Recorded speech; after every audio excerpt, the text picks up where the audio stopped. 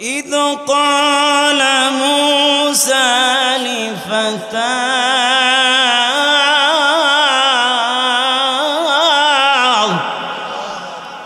হযরতে মূসা তার যুবকরে বললেন, ফাতা মানে যুবক। এই যুবক কোন যুবক? তার খাদেম, যার নাম হলো ইউশা ইবনে নুন। নামটা কি? ইউশা ইবনে নুন। তাহলে বোঝা গেল খাদেম নিতে হলে যুবক নিতে হয়। কথা বলে না, খাদেম নিতে হলে যুবক নিতে হয়। কাছে লোক নিতে হলে মানুষ যুবক তালাশ করে, শক্তি আছে কিনা জোরে বলেন ঠিক কিনা। ইউশা ইবনে নুনকে যুবক বলেছেন, নাম ধরেন নাই। এর থেকে আদব শেখেন। তাফসিরে কি বুঝেন আমার ভাইয়েরা? ও কলেজার টুকরা যুবক ভাইয়েরা, আমার বাবাজিরা, ও মারা, খেয়াল করে শোনেন। কোনো মানুষের নাম ধরে ডাকা তেমন ভালো না। আমার বাড়ি একটা চাকুর গোলাম হযরতে মূসা পয়গম্বর, তার নামটা ইউশা ইবনে নুন বলেন নাই, বলেছেন গোলাম বলেছেন। তাহলে বোঝা গেল যেমন মানুষই হোক না কেন, তার সুন্দর একটা লকবার উপাধি দিয়ে ডাকা দরকার। মানুষের সুন্দর উপাধি দিয়ে ডাকা দরকার, তার নাম না ডাকা। গোলাম বলে নাই, গোলাম বলে সে মনে কষ্ট পাবে। সুবহানাল্লাহ। আমার ভাইয়েরা, হযরতে মূসা আলাইহিস সালাম, হযরতে মূসা ইবনে ইমরান, ইউশা ইবনে নুন তার খাদেমকে বললেন, ও আমার কলিজার টুকরা যুবক ইউশা ইবনে নুন, শুনে রাখো, লা আবরাহু, আমি চলতে থাকবো, হাত্তা আবলুগা মাজমাল বাহরাইনি, দুই সাগরের সঙ্গম স্থল পর্যন্ত পৌঁছে যাব। আওয়াম দিয়া হুকবা, অথবা জামানার পর জামানা আমি চলতে থাকবো। সুবহানাল্লাহ। এই আয়াত থেকে কি বুঝলাম? মুফাসসিরিন কিরাম বলেন, এই যখন তুমি ঘর থেকে রওনা দিবা, দূরে যখন রওনা দিবা, একা একা রওনা দিবা না। কারণ রাস্তার মধ্যে পেট ব্যথা শুরু হয়ে গেলে, হঠাৎ করে সমস্যা দেখা দিলে তোমাকে কে দেখবে?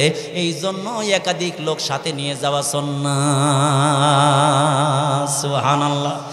আর আমার ভাইরা, যত দূর সফরে যাইবা, লোকটা যদি কাজের হয়, লোকটা যদি রাখাল হয়, তারপরেও বলবা অমুক জায়গায় যাইবা, এতদিন থাকবা, যাতে করে তার যত সামানা দরকার নিয়ে যাওয়া যাইতে পারে। চিল্লা বলেন ঠিক কিনা।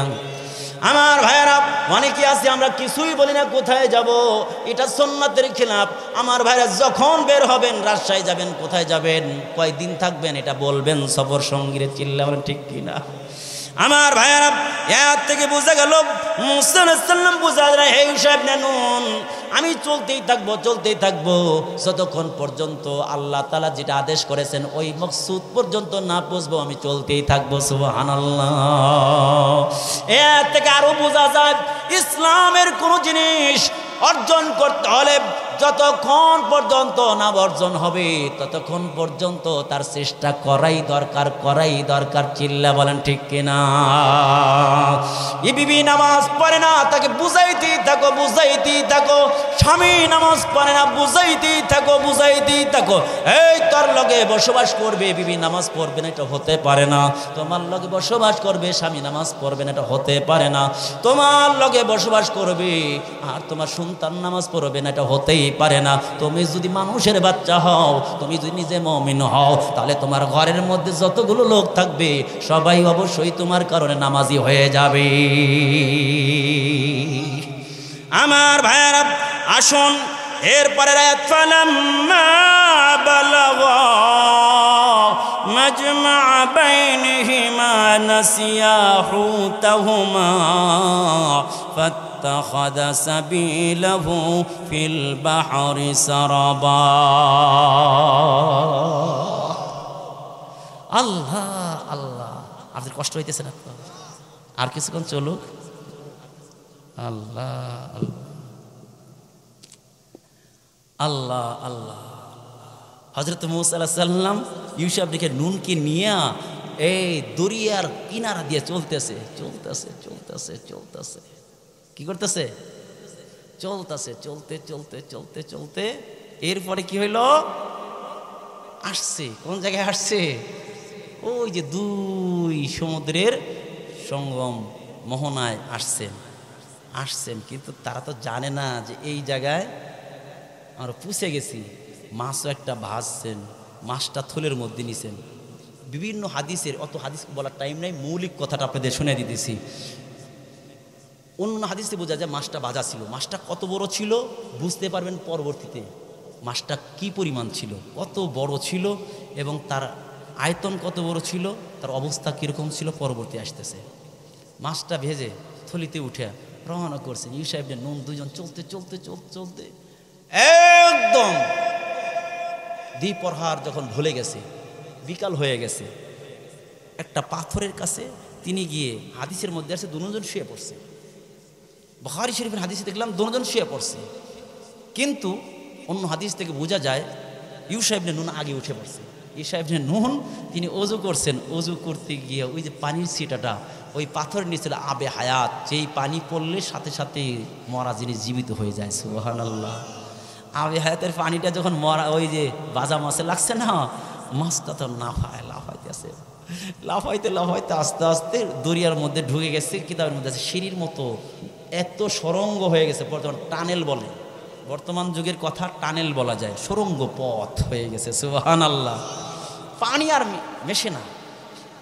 হযরতে ইউসা ইবনে নুন এই অবস্থা দেখে অত্যাশ্চর্য হয়ে গেল, শুধু আশ্চর্য না, অত্যাশ্চর্য হয়ে গেল। কিন্তু মুসা পয়গম্বর তো ঘুমাইতেছে, আর ঘুমতে তো উঠে তাকে বলা যায় না, কারণ কোনো মানুষ ঘুমাইলে আদব হলো তাকে ঘুম থেকে না ডাক দেওয়া, নামাজের টাইম না হয়। আমার ভাইরা, অনেকে জানা বেকুব হতো চিল্লা ডাকে, এটা ঠিক না। তার কাছে গিয়ে মাথায় হাত দেওয়া অথবা মৃদুভাবে আওয়াজ করা, হঠাৎ করে বিকট আওয়াজ হলে এটা তার জন্য হার্ট অ্যাটাক হতে পারে, ক্ষতি হতে পারে, এটা স্বাস্থ্যের জন্য ক্ষতি দেখা দিবে। এই জন্য বিকট আওয়াজ দিয়ে না ডাকা। এই যে এলাকায় যে ডেকসেট বাজায় ছেলেরা, আমি তোমাদের পা ধরে বলি সাবধান হয়ে যাও, গান এগুলো দিয়ে ডেকসেট বাজাবেন না, মানুষের কলিজা পর্যন্ত লেগে যায়। আমার মনে হয় কানের মধ্যে যে আরো কানের মধ্যে আঙ্গুল দেওয়ার জন্য, আঙ্গুল কেন একবারে টেপ লাগাই দিলেও তার মানে হ্যারে নিয়ে নাচতে থাকে। জোরে বলেন ঠিক কিনা? যদি হার্টের রোগী থাকে, ও যদি 5 বছর পরে মরল না, ও 5 বছর আগে মারা যাবে। চিল্লা বলেন ঠিক কিনা? যুবকরা, তোমাদের যদি সুযোগ হয় আমি বলবো তোমাদের ওয়াজ, যুবক যারা আছো 30 বছরের নিচে যারা আছে হাত তোলেন দেখি। 30 বছরের নিচে হাত তোলেন, একটু ভয় পায় না, মাশাআল্লাহ অনেক আছে, অনেক আছে। আপনাদের ওয়াজ হবে, আপনাদের ওয়াজ আজ হোক কাল হোক হবে। 6 শ্রেণী মেয়ে বিয়ে করবেন না। কয় শ্রেণীর? 6 শ্রেণীর মেয়ে বিয়ে করলে জীবনে শান্তি খুঁজে পেবেন না। আর মেয়েদেরকে, মাদেরকে বলবো ওই কয়েক শ্রেণীর যুবকদেরকে বিয়ে করা যাবে। কারা এটা শুনতে হবে। 1 নাম্বার বলি, 1 নাম্বার হলো আন্নানা, মান্নানা, আদ্দাকা, সাদ্দাকা, বাররাকা, আর একটা কি জানি ভুলে গেলাম। এইভাবে 6টা আছে। কয়টা? 6টা হচ্ছে 6 শ্রেণীর মেয়েকে বিয়ে করা যাবে না। ঠিক আছে? আসুন, কি বলতেছিলাম? মাছ তো ঢুকে গেছে গা। মুসা আলাইহিস সালামকে ডাক দেন নাই। আর মুসা আলাইহিস সালাম যখন ঘুম থেকে উঠছেন সাথে সাথে সফর রওনা, ইনিও ভুলে গেছেন। আর কি স্মরণ আছে? স্মরণ নাই, 2 জন উঠে রওনা দিয়েছেন। তবে এ যাবত খিদে লাগে নাই, খেয়াল করেন। এই যে নির্ধারিত জায়গা পর্যন্ত পুষতে আর ক্ষুধা লাগে নাই। যখন এই জায়গা থেকে সামনে অনেক দূর গেছেন, কয়দিন? পুরা দিন, পরের দিন সকালবেলা পর্যন্ত, সারা রাত। তাহলে কি ওই দিনের পুরা বেলা, সারা রাত, তার পরের দিন 10টা পর্যন্ত মনে করেন, প্রায় বোঝা যায় হাদিস থেকে। এই রকম টাইম হাঁটার পরে এরপরে বলতেছে, এই ইউসা ইবনে নুন আতিনা গাদানা, আমাদের নাস্তা দাও, ক্ষুধা লেগে গেছে, কষ্ট হইতেছে। সুবহানাল্লাহ বলেন। আসুন তাহলে এবার সামনে চলি। فاتخذ سبيله في البحر سربا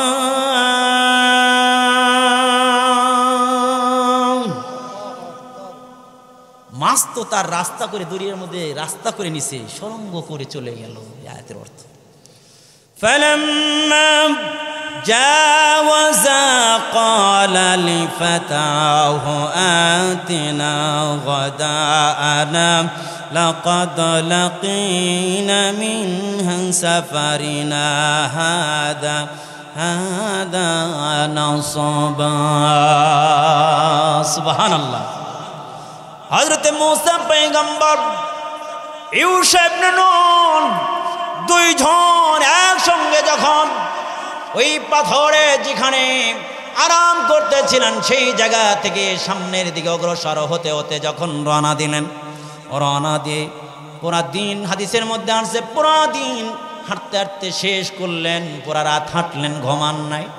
পরের দিন সকাল 10টা পর্যন্ত হাঁটতে হাঁটতে যখন ক্লান্ত হয়ে গেছেন, ক্লান্ত হওয়ার পরে মূসা পয়গম্বর ডেকে বলে ক্বাল আলি ফাতাহু, তখন তার যুবক ইউসা ইবনে নুন ডেকে বলে ইউসা ইবনে নুন আতিনা গাদানা, তুমি আমাদের নাস্তা দাও, লাকাদ লাকিনা মিন সাফারিনা হাদা নাসাবা। সুবহানাল্লাহ, এই সফরে বড় কষ্ট হয়েছে, নাস্তাটা দাও, মাছটা দাও, এবার এখানে আমার ভাইরা। এই কথা যখন বলেছে হযরত ইউসা ইবনে নুন বলেন, তখন আমার লগে লগে স্মরণ হয়ে গেল ওই যে মূসা যখন ঘুমাইছিল, মাছটা যখন লাফাইয়া লাফাইয়া ব্যাগ থেকে যখন চলে যাইতেছিল, আমি ধরতে পারি নাই, সুড়ঙ্গ রাস্তা করে যখন চলে যায়, ওই কথাটা আমি মূসা পয়গম্বরকে বলতে আমি ভুলে গেছি। আমার ভাইরা, তখন তিনি বললেন ক্বালা আরাআইতা ইদ আওয়াইনা ইলা সখরাতি ফাইন্নী নাসিতুল হুত।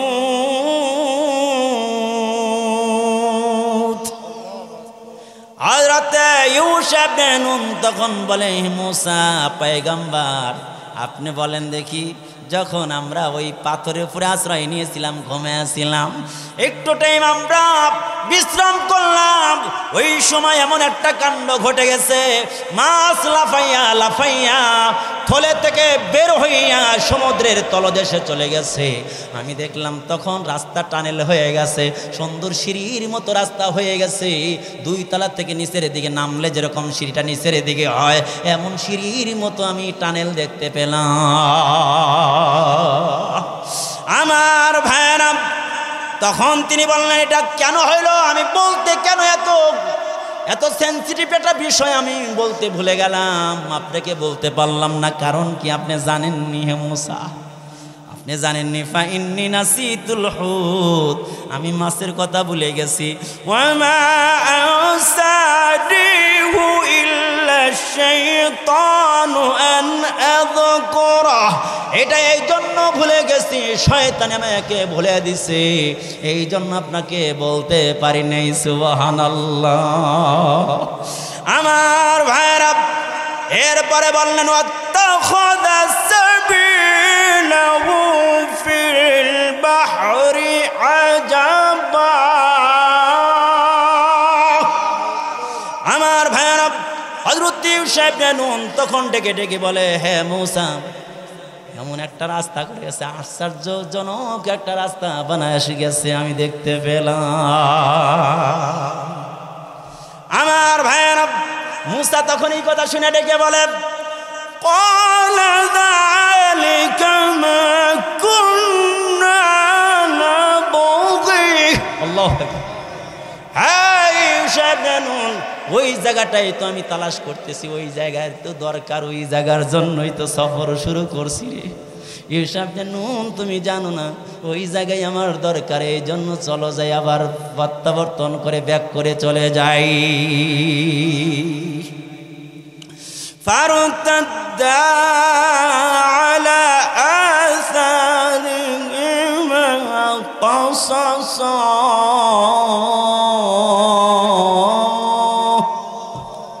দুইজন আবার কি করলেন, প্রত্যাবর্তন করে আবার রওনা করলেন সেই দিকে।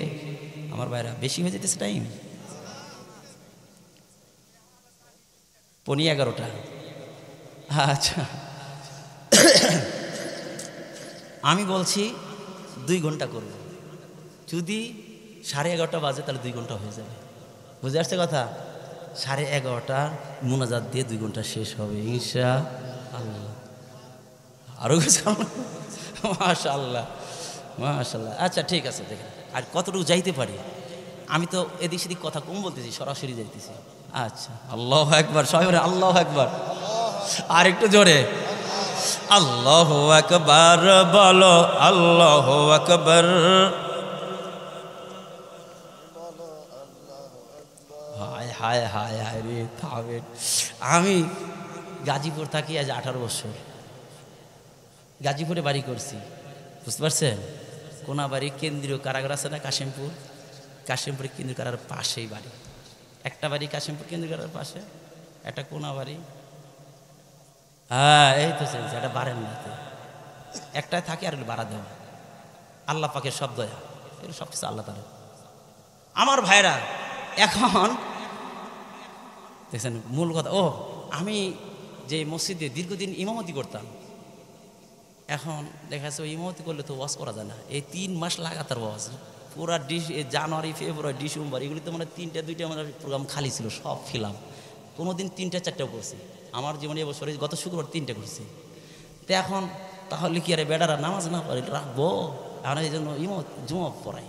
তো ওই যখন ইমামতি করতাম, একজন আমাকে রাত্রে দিনই মনে হয় ডেকে নিয়ে গেল, মুমূর্ষু অবস্থায়, মুরব্বীর মতো এরকম বয়স্ক লোক। আমি গেলাম, এলাকার মধ্যে মোটামুটি আমাকে একটু করে গেছি। যাওয়ার পরে হয়তো তালকিন দেন, কালেমা পড়ান। আমি কই মুরব্বী বলেন লা ইলাহা ইল্লাল্লাহ।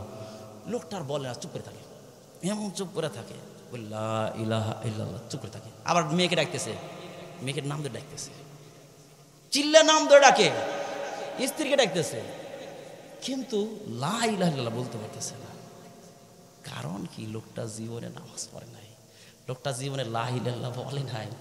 এখন ভিতরে যা আছে তাই নিয়ে বেরোইব। ভিতরে ঢুকেছে কিরুশিনি, দুধ বেরোইব। এই জন্য ভিতরে লা ইলাহা ইল্লাল্লাহ ঢুকাইতে হইব, লা ইলাহা ইল্লাল্লাহ ঢুকাইতে হইব। আর যদি অন্য কিছু ঢুকেন তাহলে মৃত্যুর সময়গুলো বেরোইব। এই জন্য জোরে বলেন আমার সাথে, আল্লাহু আকবার বলো, আল্লাহু আকবার, আল্লাহু আকবার বলো। ও মধুর নামটি নিলে এ হৃদয় হাসে, ও মধুর নামে সুখ নেমে আসে। চিল্লা বলেন ঠিক কিনা? ও মধুর নামটি নিলে এ হৃদয় হাসে, ও মধুর নামে সুখ নেমে আসে।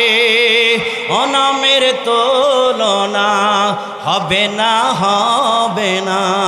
বলেন অনামের তুলনা মেলে না, মেলে না, তুলনা নাই নাই নাই। এসো না মোহন প্রাণ জোড়াই, আল্লাহু আকবার বলো, আল্লাহু আকবার বলো, আল্লাহ।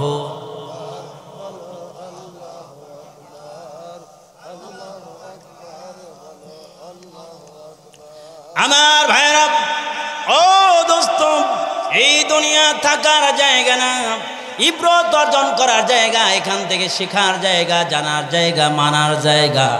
বন্ধু এখান থেকে জানবো, মানবো, আর আখিরাতে গিয়ে আমরা উপভোগ করব। চিল্লা বলেন ঠিক কিনা? ও বন্ধু, যারা এই আল্লাহর কালামকে মহব্বত করবে, দিল দিয়ে মহব্বত করবে, ভালোবাসবে, সময় পাইলে আল্লাহর নবী, তার নবী হযরতে মুহাম্মদ রাসূলুল্লাহ সাল্লাল্লাহু আলাইহি সাল্লামের একজন কন্যা জমজ, তার নাম হলো হযরতে আলী। হযরতে আলী ডেকে ডেকে বলে, কেউ যদি কোরআনকে মহব্বত করো, মান আরাদা মুনিসান ফাল কুরআন ইয়াকফি, কেউ যদি কোরআনকে মহব্বত করে, সময় পাইলে মোবাইল না টিপে কোরআন তেলাওয়াত করে, কিন্তু কোরআন পড়া জানে না, কিন্তু কোরআন পড়া শোনে, কোরআন পড়া শোনে, সময় হইলে আল্লাহর কালামটা নিয়ে দেখে, হায় হায় আল্লাহর কালামে মহব্বত করে, আল্লাহর কালামকে মহব্বত করে।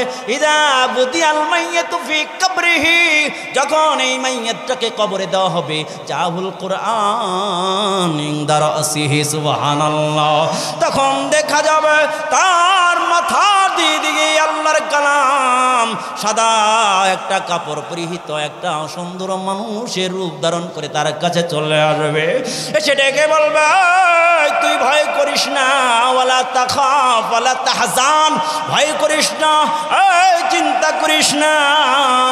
তখন মাইয়া ডেকে বলবে তোমারে তো চিনি না, লা নারিফুকা, তোমারে চিনি না, তোমার নাম কি, তুমি কোথায় থেকে আসছো, তোমার কোন জায়গায় ঘর বাড়ি একটু বলো না দেখি। এই জায়গায় কেউ তো নাই, আমার বিবি নাই, আমার সন্তান নাই, আমার বাবা নাই, আমার মা নাই, পৃথিবীর কেউ নাই, এই অন্ধকার কবরে তুমি কোথায় থেকে আসলা, তোমারে চিনি না, এত সুন্দর চেহারা। তখন কোরআন বলবে জানোস না, ইসমি আল কোরআন, আমার নাম হইল আল কোরআন, তুই যে দুনিয়ার মধ্যে পড়তি ওই কোরআন, তোর ভয় নাই, ভয় নাই, আমি লা উফারিকুকা, তোর থেকে আমি আলাদা হব না, হাত্তা উদখিলাকা ফিল জান্নাহ, এই তুই ভয় করবি না, যতক্ষণ পর্যন্ত তোরে জান্নাতের মধ্যে না ঢুকাইতে পারবো ততক্ষণ পর্যন্ত কশিনকালেও আমি আলাদা হব না। এই জন্য কোরআনের মহব্বত করা দরকার আছে না নাই? এই জন্য কোরআনে মহব্বত কইরাই তো আমরা তাফসির শুনতেছি। বলেন প্রচণ্ড ঠান্ডার মধ্যে লেপার কম্বল গায়ে দিয়ে শুয়ে থাকলে কত মজা হইতো, কিন্তু ওই মজা সাইরা দিয়া আমার ভাইরা আজকে কোরআনুল কারীমের তাফসিরে শুনতেছি আল্লাহ তাআলাকে রাজি খুশি করার জন্য। চিল্লা বলেন ঠিক কিনা? আসেন তাহলে আমার ভাইরা, হযরতে মূসা আলাইহিস সালাম, হযরত ইউসুফ ইবনে নূন দুইজন আবার ব্যাক করে চলে আসলেন। ওই জায়গায় আসলেন যেই জায়গায় বসেছিলেন, কিভাবে আসলেন ওই কথাটাও উল্লেখ করা হয়েছে। ফারতাদ্দা আলা আসারিহিমা, ওই যে হেঁটে গেছে, দাগ হয়েছে নি, হেঁটে গেছে, দাগ হয়েছে না, দাগ দেখে দেখে দেখে দেখে একবারে ঠিক চলে আসে সেই জায়গায় যেই জায়গায় পাথরে আরাম করতেছিল। এসে এবার ফাওয়াজ্জাদা আবদাম মিন ইবাদিনা, দুজন হাঁটতে হাঁটতে সেই পাথরের কাছে যখন আসলো আমার ভাইরা, মুফাসসিরিন ইকরাম উল্লেখ করেছেন ওই জায়গার মধ্যে একজন গোলাম পাইল। গোলাম মানে ওই গোলাম না, গোলাম মানে মানুষ পাইলেন। হাঁটতে হাঁটতে গিয়া দেখেন একটা পাথরের পাশে একজন লোক বসা আছে। ওইটা কিন্তু স্বাভাবিক লোক না, বিশাল বড় একটা চাদর মোড়া দিয়া মুখটা ঢাকা একজন লোক বসা আছে। আমার ভাইয়েরা, হযরতে মূসা গিয়া হাঁটতে হাঁটতে ওই যে পাহাড় বড় একটা পাথরের পাদদেশে একজন আল্লাহর গোলাম, আল্লাহর বান্দা যে বসে আছে, একটা চাদর মোড়া দিয়া, একটা চাদর মোড়া দিয়া বসে আছে বন্ধু। ওই দিকে হযরতে মূসা পয়গম্বর হাঁটতে হাঁটতে গেলেন, গিয়া বলেন আসসালামু আলাইকুম, আল্লাহু আকবার বলেন। বন্ধু, সালাম দিতে গেলে আগে ডাক দেব না, আগে সালাম পরে কালাম, আগে সালাম দেব পরে কথা বলবো। সালাম দিলে যদি অনুমতি দেয় তাহলে ভিতরে গিয়ে আবার সালাম দেব। আগে হলো অনুমতির সালাম, পরে গিয়ে আসল সালাম। জোরে বলেন ঠিক কিনা? আমার ভাইরা নামাজ পড়া বিচারা এবার রাত্রি ইশার নামাজ পড়া 8টা বেজে গেছে, তালিম কইরা বাড়িতে গিয়ে ফাতেমার মা আছে কি যায় দূর থেকে চিল্লাইতে চিল্লাইতে যাইতেছে। আহনে বিডি আর কি করো, বিডির জ্বালাইতে জ্বালাইতে একবারে শেষ করে হেলাইছে। কয় এই যে আসতে কুত্তার মতো চিল্লাইতে চিল্লাইতে, আছে কি নাই? কয় যতক্ষণ মসজিদে ছিল ততক্ষণ শান্তিতে ছিলাম, আছে কি না? অথচ যদি সালাম দিয়ে মহব্বতের ভালোবাসার কথা বলতো আর ভিতরে গেলে তার সাথে ভালো ব্যবহার করতো, তাহলে তো তাকে দেখলেই তার ভালো লাগতো। আর ওয়ালাইকুম সালাম গিয়া বললে তাড়াতাড়ি দরজা খুলে দিয়ে তাকে ঘরে নিয়ে যেত, ঠিক কিনা? কেউ যদি বোন লগে খারাপ ব্যবহার করে বুঝবেন ও আসলেই খারাপ। কেউ যদি স্বামীর লগে কেউ খারাপ ব্যবহার করে বুঝতে হবে ওই মহিলাটা আসলেই খারাপ। বুঝে আসছে কথা? বলে হাদিস বলার টাইম নাই, কালকে যদি সুযোগ হয় বলবো। আমার ভাইয়েরা, দুইজন গেলেন মূসা পয়গম্বর, লোকটাকে সালাম দিলেন। সালাম দিলে লোকটা বলে এই কে রে? মানাংতা তুমি কে? এই নির্জন জায়গায় আবার দেখি আওয়াজ, কে তুমি? আমার দিকে একটু খেয়াল করেন ভাইজানরা, মনোযোগ দেন, 100% মনোযোগ দেন। 90% ছিল, এর আগে 100% ছিল, মাঝখানে 10% ছাইড়ে গেছে, আবার 100%। এদিকে আসেন, আল্লাহু আকবার। এই মানাংতা তুমি কে? এই নির্জন জায়গায় কে সালাম দিল? হযরত মূসা বলেন, আনা মূসা, আমি তো মূসা। সুবহানাল্লাহ বলেন। লোকটা বলে, আনতা মূসা বনি ইসরাইল, তুমি কি বনি ইসরাইলের মূসা নাকি? সুবহানাল্লাহ। জীবনে সাক্ষাৎ হয় নাই, জীবনে কথাও হয় নাই, এই প্রথম সাক্ষাৎ, এই প্রথম কথা। সুবহানাল্লাহ বলেন। হযরত মূসা বলেন, নাম, হ্যাঁ, আনা মূসা বনি ইসরাইল, আমি তো বনি ইসরাইলের মূসা। সুবহানাল্লাহ। আল্লাহ আল্লাহ। آتيناه رحمة من عندنا وعلمناه من لدنا علما। আল্লাহ তাআলা বলেন, ওই ব্যক্তিকে সাধারণ মনে করো না, আমি আমার বিশেষ পার্সোনাল বান্দা, তাকে আমি বিশেষ আমার দয়ায় এমন এলেম দিছি যে এলেম অন্য কাউরে দেই নেই। সুবহানাল্লাহ। মুসারে দেওয়া হয়েছিল শরীয়তের এলেম, আর এই নামটা হলো খিদির, খাদির, আরবিতে হলো খাদির, আমরা বলি খিজির। এই খিজির এনাকে আল্লাহ পাক তাকবিন এলেম দিয়েছিলেন। তাকবিনি বুঝবেন না, অর্থাৎ সৃষ্টির রহস্যর এলেম দিয়েছিলেন, সৃষ্টির রহস্যের এলেম দিয়েছিলেন। সুবহানাল্লাহ। আল্লাহ আল্লাহ। ইনি কি পয়গাম্বার ছিলেন না নবী ছিলেন? এগুলো বলতে গেলে টাইম যাবে, ওগুলো না গুলো না, সরাসরি সামনে যাই।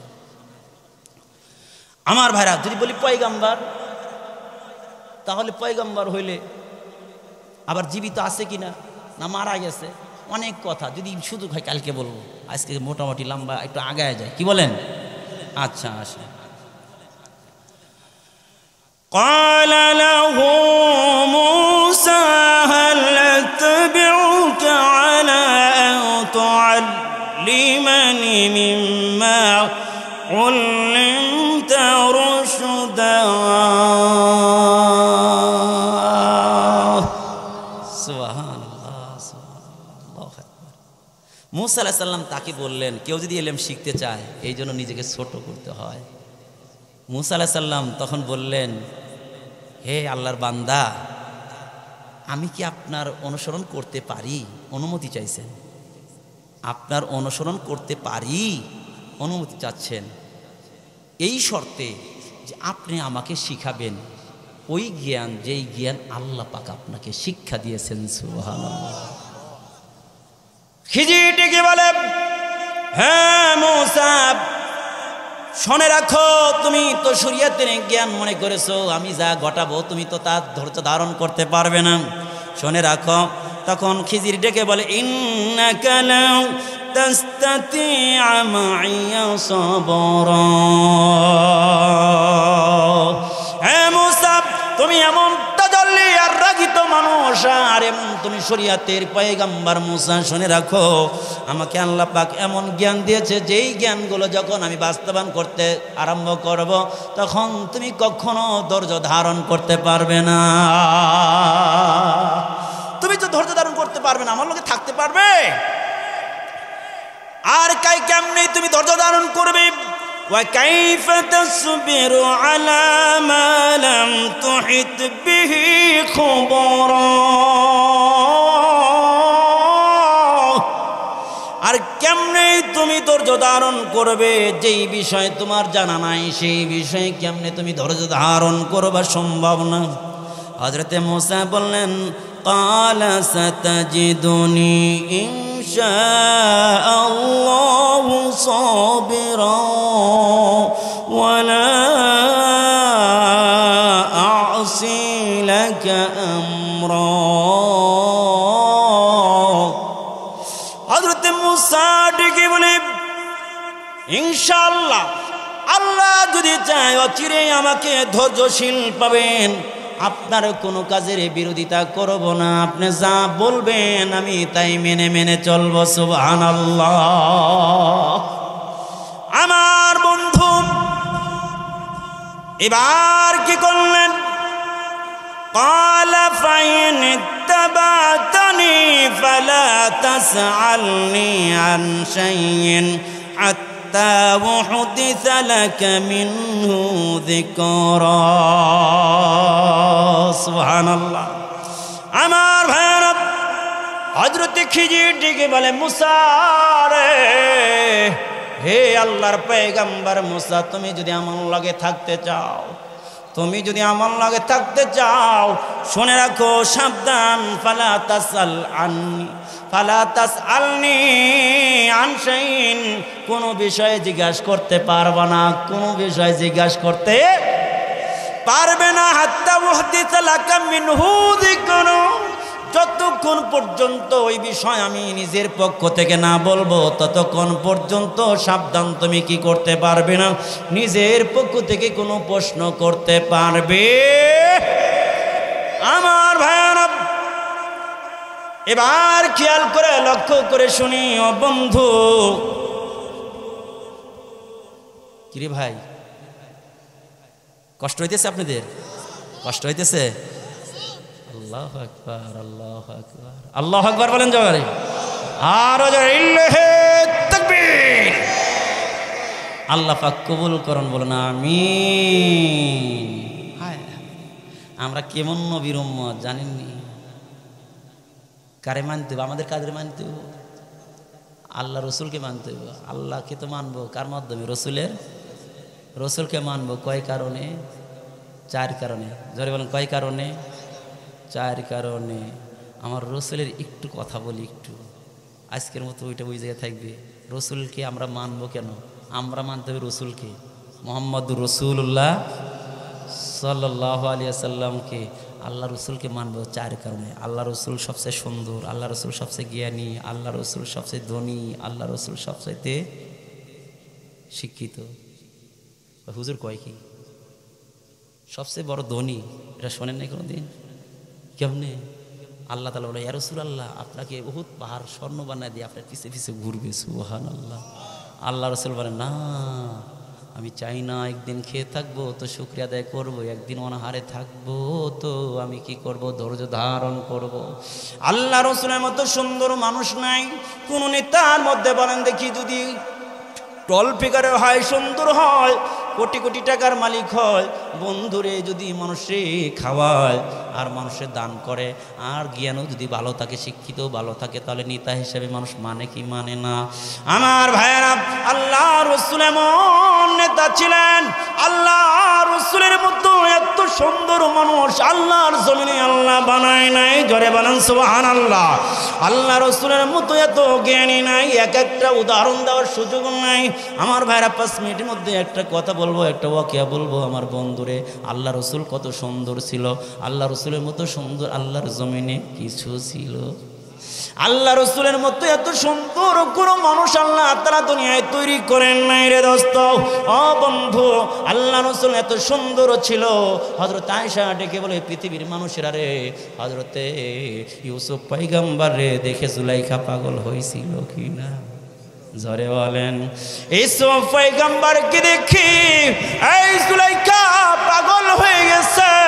এই জন্য জুলাইখার বান্ধবীরে তারা জুলাইখারে অপবাদ দেয়। এবার জুলাইখা অপবাদ থেকে বাঁচার জন্য ইউসুফ পয়গম্বরের একটা রুমের মধ্যে ভরে আর বান্ধবীদেরকে ডেকে এনে এবার কিছু সোফা সেট আমার ব্যবস্থা করে, সোফার মধ্যে বসাইয়া বান্ধবীদেরকে একটা চাকু দিয়া, একটা আপেল দিয়া এবার বলে প্রত্যেকে কাটতে থাকবো, অর্ডার যখন দেব।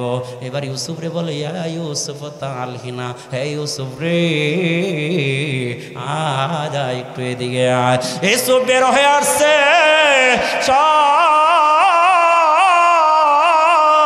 নারী ইউসুফ পয়গম্বরের দিকে তাকায় আছে।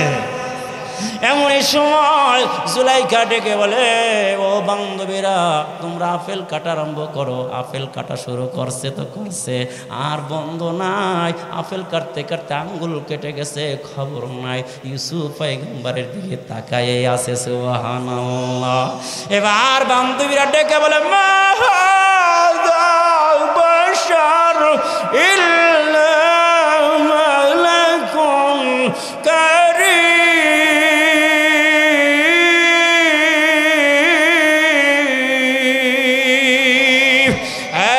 এমন সুন্দর তো কোনো মানুষ হতে পারে না, নিঃসন্দেহে একজন ফেরেশতা হবে রে।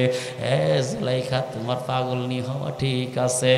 হযরত আয়েশা ডেকে বলে, জুলাইখার বান্ধবীরা পাগল হয়েছে, জুলাইখা পাগলনি হয়ে গেছে। ইউসুফ পয়গম্বরের জন্য হাত কাটছে, কত কিছু কাটছে। শুনে রাখো, আমার নবী, বিশ্ব নবী মুহাম্মদ সাল্লাল্লাহু আলাইহি ওয়াসাল্লাম এত সুন্দর ছিল, আমার নবীরে যদি ওদের সামনে নেওয়া যায়, ফাইন্না শামসা তাতলু বাদাল ফজরি ওয়া শামসি তাতলু বাদাল ইশাই। হযরত আয়েশা বলেন, এই পৃথিবীর জন্য একটা সূর্য আছে, আমার জন্য পার্সোনাল সূর্য আল্লাহ দান করছে। দুনিয়ার সূর্য উদিত হয় ফজরের পরে, আর আমার যেই সূর্য আল্লাহ পাক দান করেছেন সেই সূর্যটা উদয় হয় ইশারের পরে। আমার বন্ধু আয়েশা ডেকে বলে, পৃথিবীর মানুষেরা, আমি সুই সুদার কাজ করতেছিলাম, সুইটা হাত থেকে পড়ে গেল, আর ঘরের মধ্যে ল্যাম্প নাই, কুপি নাই, হেজাক নাই, বাতি নাই, কোনো কিছু নাই। এমন সময় আনতাজিরুলি রাসূলিল্লাহি সাল্লাল্লাহু আলাইহি সাল্লাম, আমি রসুলের জন্য অপেক্ষা করতেছিলাম কখন রসুল আসবে মসজিদ থেকে। কারণ হইল, রসুল ঘরের মধ্যে আসলে হেজাক লাগে না, বাতি লাগে না। রসুলের চেহারার আলোতে আলোকিত যিনি করে দেন তিনি কে? আরো জোরে বলেন, তিনি কে? আল্লাহ তাআলা ব্যবস্থা করে দেন। ও বন্ধু, আল্লাহ রসুল এত সুন্দর ছিল। হযরতে আনাস জলিল কদর একজন সাহাবী, হযরতে আনাস ডেকে বলে, রসুলের একদিন নয়, 2 দিন নয়, খেদমত করছি 10 বছর। কয় বছর? জোর হলো না? আরো জোরে। খাদামতুন নবিয়্য সাল্লাল্লাহু আলাইহি ওয়াসাল্লাম। হযরত আনাস বলেন, জলিল কদর সাহাবী ডেকে বলে, পৃথিবীর মানুষেরা, আমি নবীর 10 বছর খেদমত করছি, 10 বছর কাজ করছি। দুনিয়ার যত বড় নেতা হোক না কেন, ভালো নেতা হোক, যত হাজী সাহেব হোক না কেন, তার বাড়িতে আমার বাড়ি 10 দিন, 1 মাস, 2 মাস আপনি কাজ করে দেখেন, থাপ্পড় খাইবেন, আছে না নাই? দেখবেন ধমক দিবে, এরপরে ভুল হইলে লাথি মারবো, আছে না নাই? কত নেতার ড্রাইভারে দেখেছি, এই আমার ভাইয়েরা নিয়ে গেছে বিভিন্ন জায়গায়, দেখবেন গভীর রাত্রে নিয়ে গেছে, উল্টা উল্টা করতেছে, চৌরাইতেছে, আছে না নাই? আমার ভাইয়েরা, হযরত আনাস বলে, রসুলের খেদমত করছি 10 বছর, জীবনে রসুল বলেন, ইলমে ফাউতা হাদা ইয়া আনাস, এই কাজটা কেন তুমি করছো আর এই কাজটা কেন করো নাই? জীবনে রসুল এই কথা বলেন নাই। সব কাজ কি রসুলের মন মতো হয়েছে? তারপরে রসুল জীবনে বলেন, এই কাজটা কেন করলা তুমি, এই কাজটা কেন করো নাই, এই কথা জীবনে। মানুষটা কেমন ছিল তাহলে?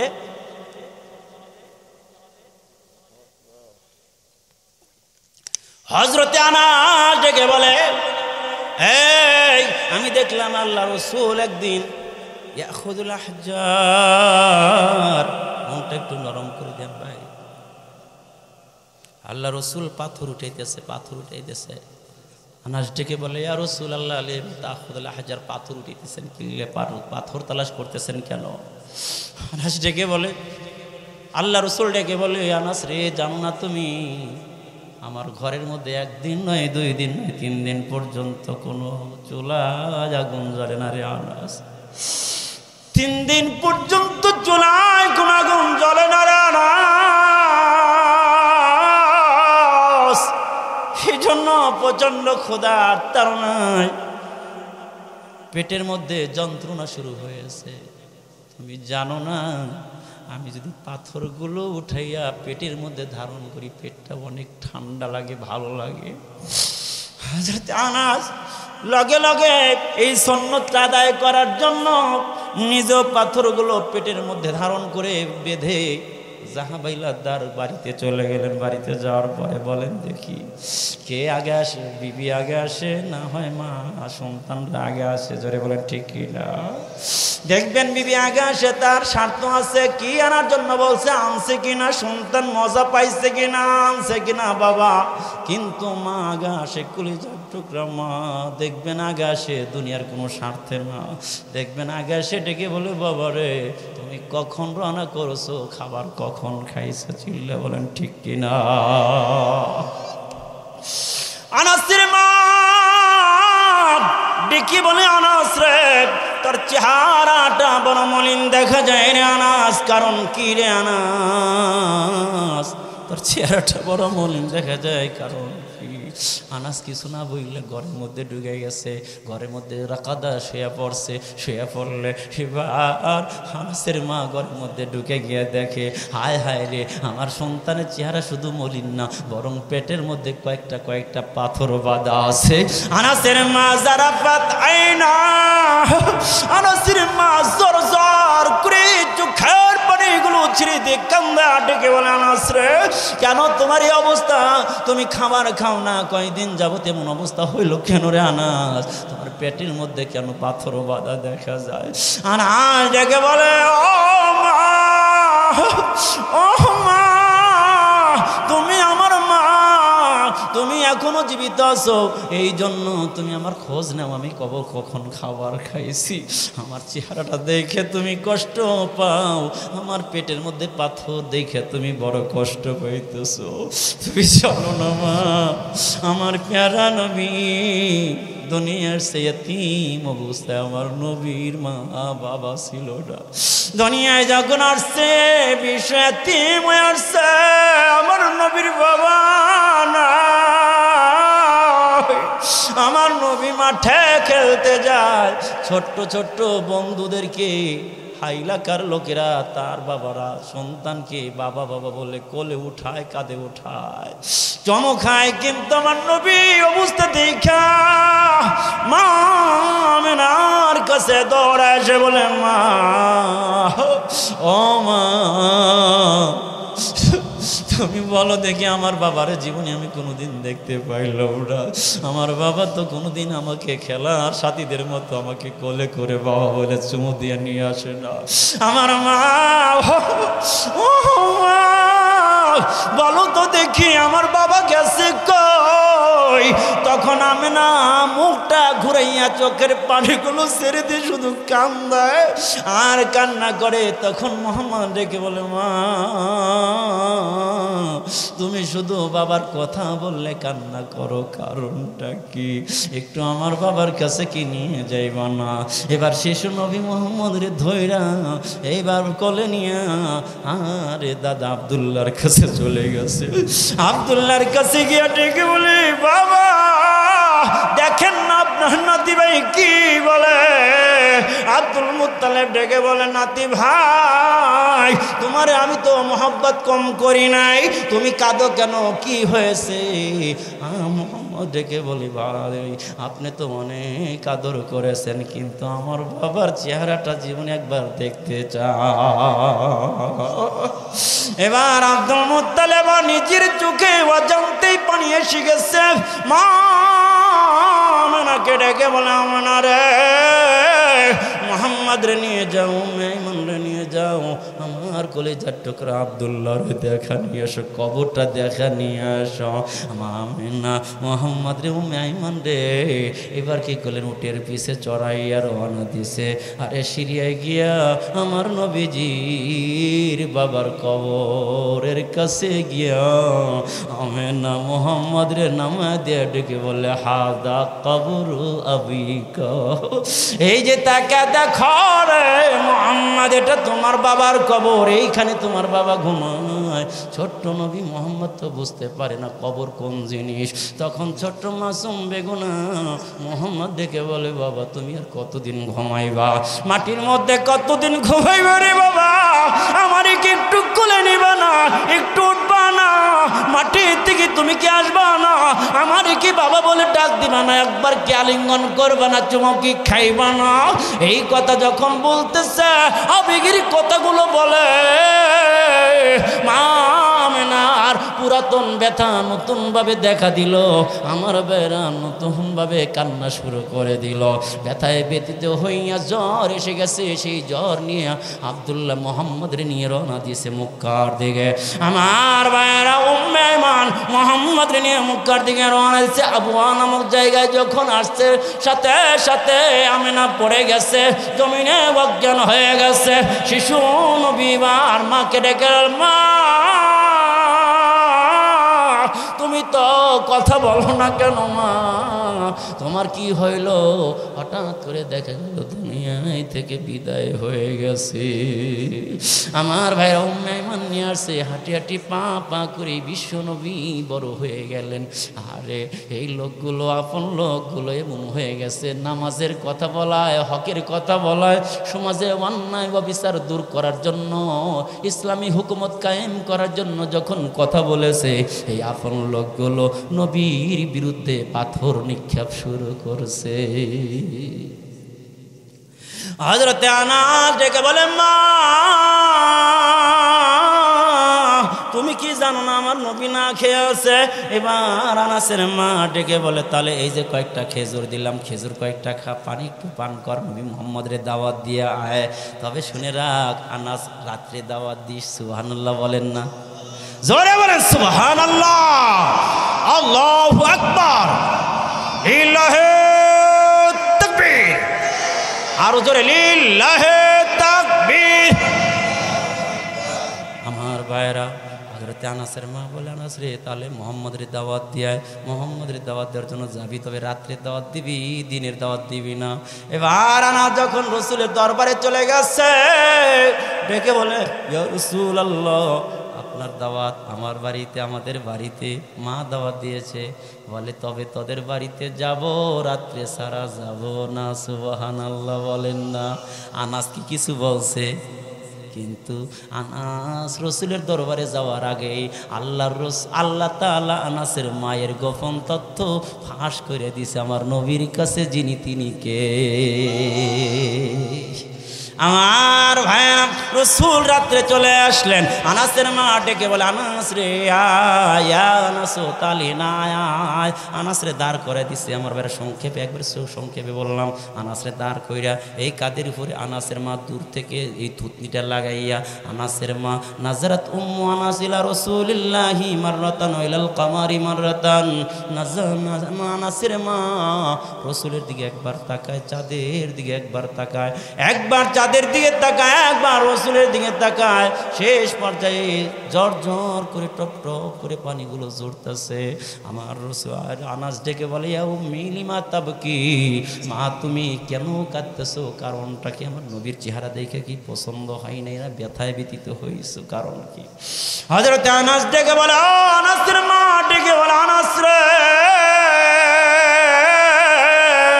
এটা কষ্টের পানি না, এটা আনন্দের পানি। তুমি জানো না, আমি যেই দিন শুনেছি নবী মুহাম্মাদের সে সুন্দর মানুষ আল্লাহর জমিনে আর পয়দা করেন নাই, বানান নাই, ওই দিন থেকে নবী মুহাম্মদকে দেখার আগ্রহ ছিল।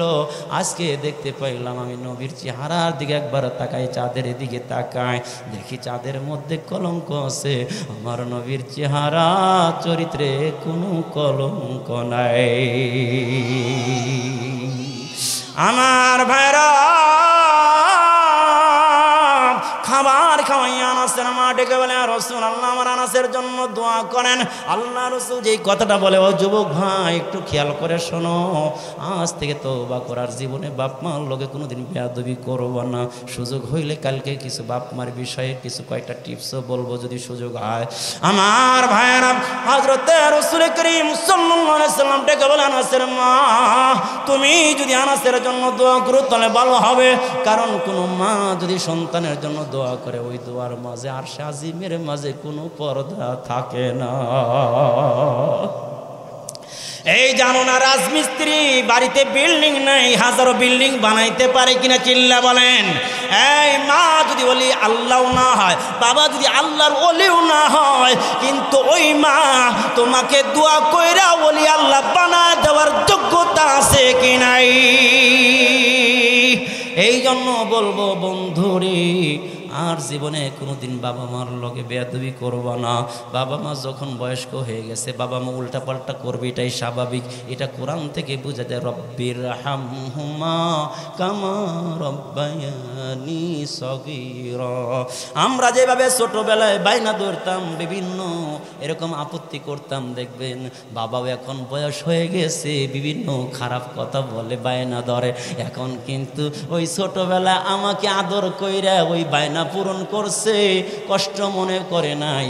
আজকে কেন তোমার বাবা বৃদ্ধ হওয়ার পরে, মা বৃদ্ধ হওয়ার পরে বায়না ধরলে তোমার কেন কষ্ট লাগবে?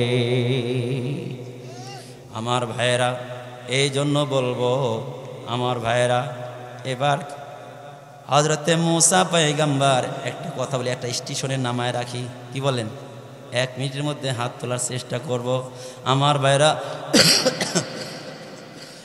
হযরতে মূসা পয়গম্বর আর হযরতে কি খিজির আর হযরতে ইউসা ইবনে নুন রওনা দিলেন নদীর কিনারা দিয়া।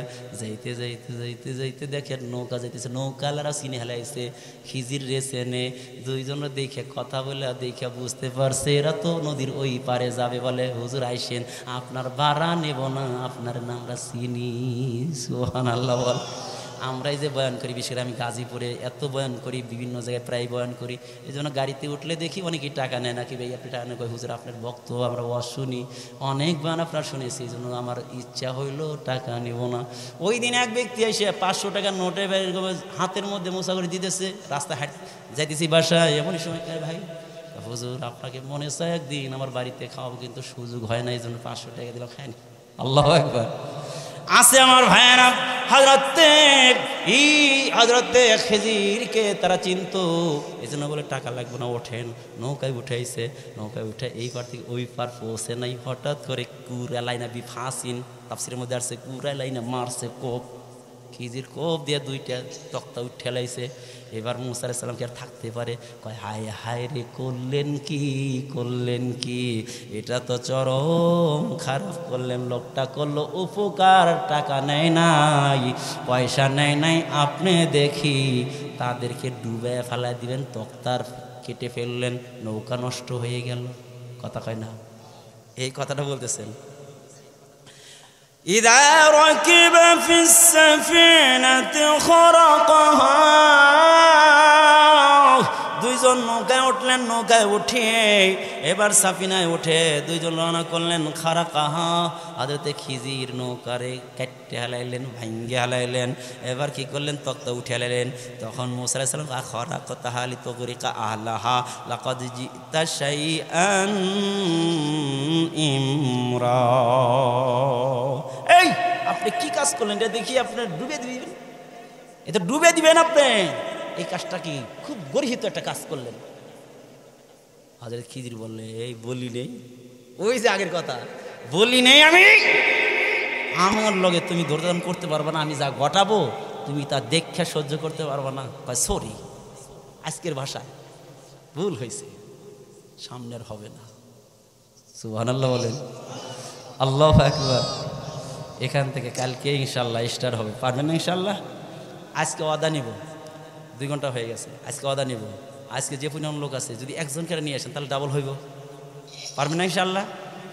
একজন যদি নিয়ে আসেন তাহলে ওই লোক শুনলে আমল করুক আর না করে, শোনার কারণে যে সওয়াব হবে, এর আমল নামার ওই সমপরিমাণ সওয়াব আপনার আমল নামে হবে। সুবহানাল্লাহ। আর যদি আমল করে তাহলে তো হবে, পারবেন না ইনশাল্লাহ? হবে।